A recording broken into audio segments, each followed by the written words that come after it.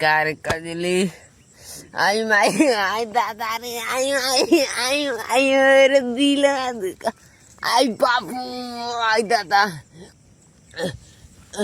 नट चुकता रे कजली देख भी हमारा आंख में से आंसू कैसा गिरा था। तू क्यों हमारा के छोड़ के चली गईली रे? तू हम पसंद नहीं करे कजली थोड़ा रे हमारा आंख में से है तो ना लूर गिरता ते जानता रे झूठ बोलता रे कसम से कहता नहीं हम रोता नहीं रे दादा रे कजली आना जो रे जिए के मुँह नहीं ये करत।